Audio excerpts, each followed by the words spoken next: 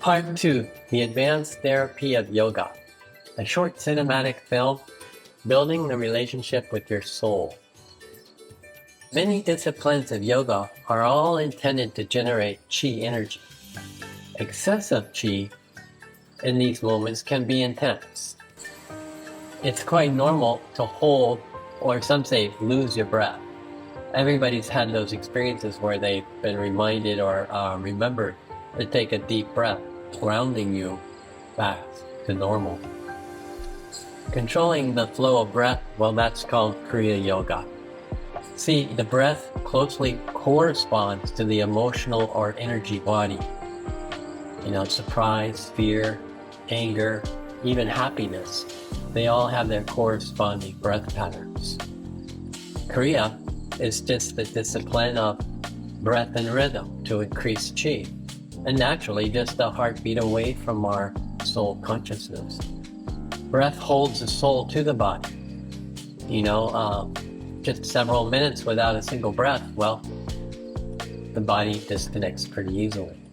The theme I'm working with here is the value in uniting the conscious mind with the unconsciousness, or better yet, the soul. This is our primary relationship, the one that has to come first. Without it, you're hopelessly lost in the world of relationships. 9 out of 10 promise more than they deliver. It's amazing how many of us treat our lives like crap, physically, emotionally, and mentally. Just thinking if you're too much this, or too much that, or not good enough, is a terrible relationship to live with. It doesn't get us any closer to who we really are in the big picture.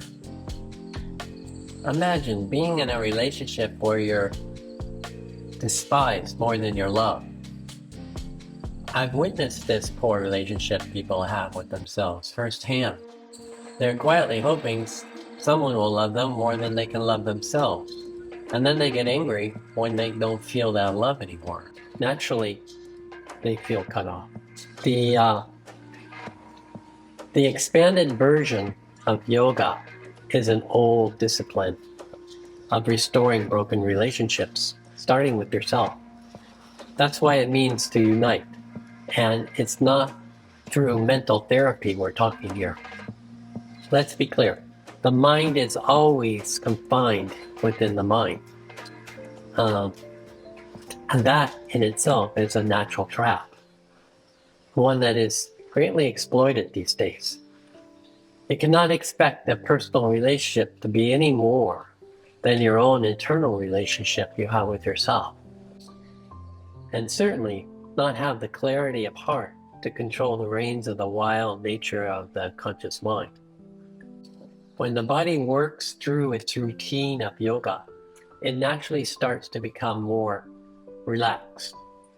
And that is where the healing really begins. It's in the power of attention. That's why children love attention. I found success in yoga is to identify the limit of your comfort zone.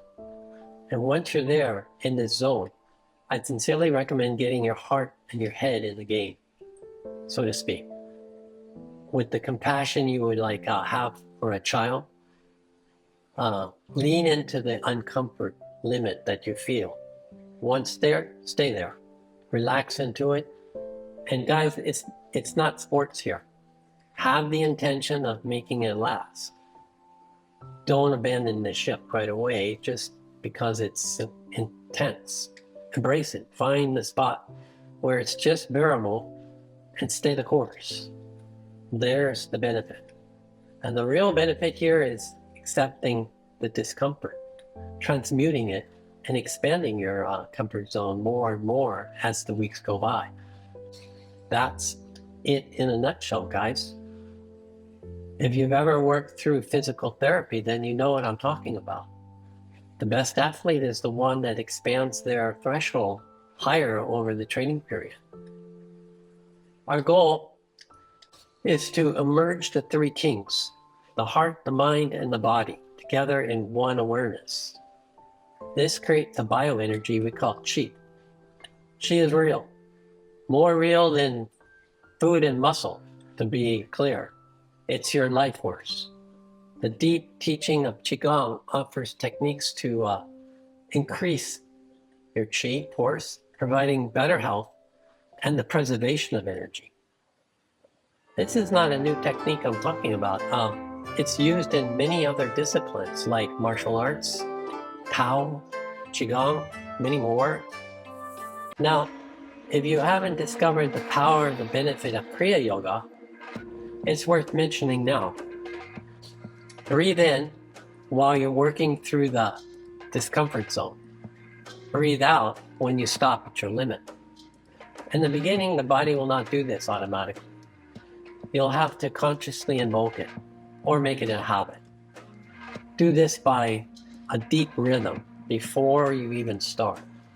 Then go slowly into the position. Using gravity, then lean into the position, releasing your uncomfort distress out through the breath. This is a conscious action, which greatly magnifies the benefits. If you find this beneficial, then share it with others. It's the best way to move forward. The human body is a biological battery. It needs to be recharged. It wants to be recharged. And the most beautiful part about it is that this battery is able to grow bigger and bigger in time.